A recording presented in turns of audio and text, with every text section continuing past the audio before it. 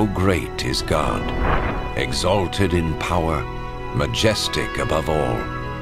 The heavens tell of his greatness. The skies display his awesome craftsmanship.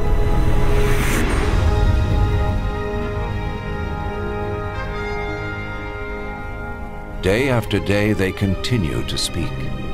Night after night they make him known. In creating the heavens, God also created the earth and formed man from the dust of the ground and breathed into his nostrils the breath of life.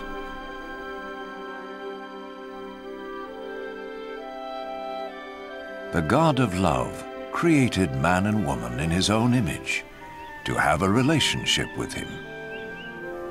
And so in the beginning they revered and honored God and lived in harmony with him.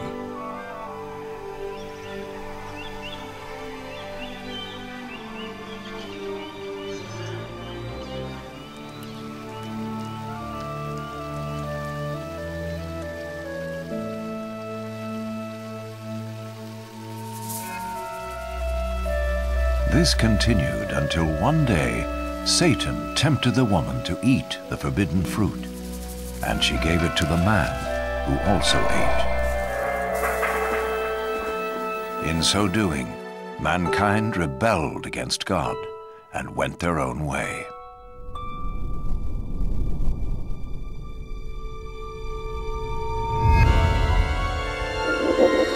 As a result of this sin, mankind was separated from God and was thrown out of the Garden of Eden.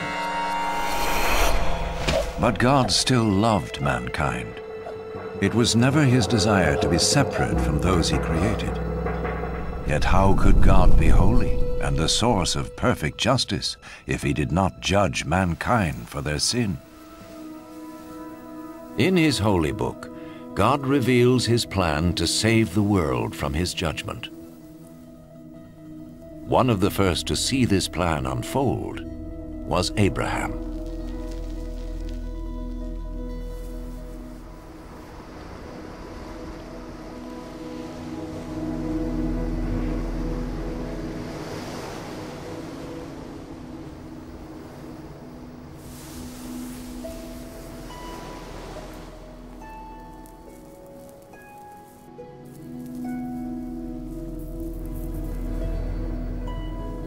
Abraham was a righteous man, whom God promised to bless and make his descendants as numerous as the sand of the sea and the stars of the sky.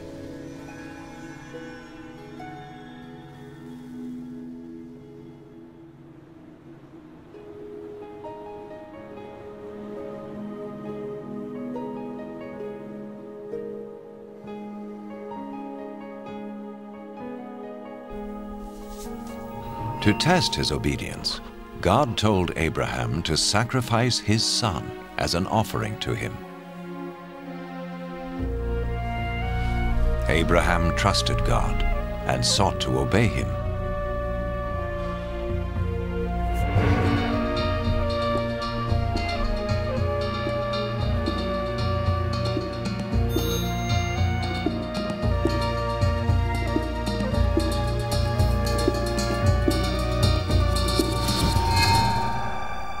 But as he raised his knife to kill his son, the angel of the Lord stopped him. He saw that Abraham feared God and was willing to obey him. Then Abraham saw a ram caught by its horns in a thicket, and he sacrificed the ram instead of his son as an offering to God. And so God showed Abraham that a lamb or similar animal was to be slain as a temporary covering for sin until God would provide his ultimate sacrifice to pay for the sins of mankind. Instead of sin separating man from God, the sacrifice would restore their relationship. The Holy Scriptures speak of one who was to come and be the ultimate sacrifice for the sins of the world, As the ram took the place of Abraham's son, so this one who would come would take man's place, so he could be forgiven. Some refer to this person as the Messiah, the one who would come and reconcile the world back to God once and for all.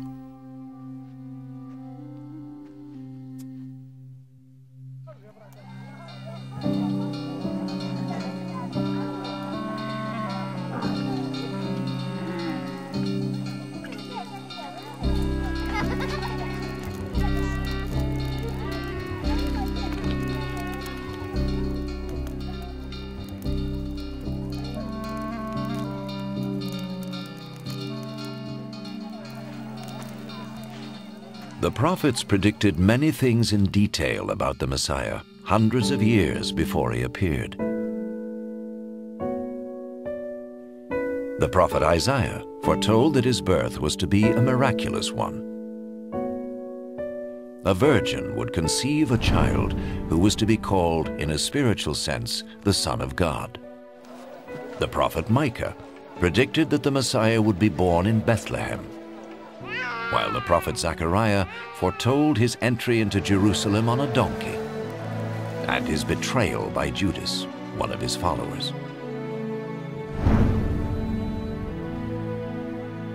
Isaiah prophesied what the Messiah would do when he came. The Lord's anointed will preach the good news to the poor, bind up the brokenhearted, proclaim freedom for the captives, and proclaim that the time has come when the Lord will save his people.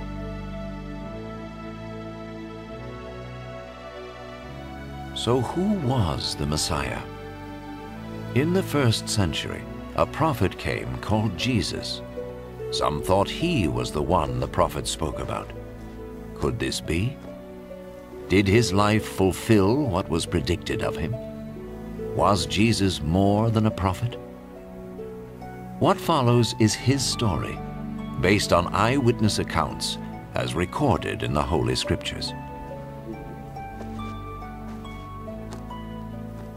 An actor plays the part of Jesus, and though no actor is worthy of such a role, it has been done so that we may understand and benefit from the life of Jesus.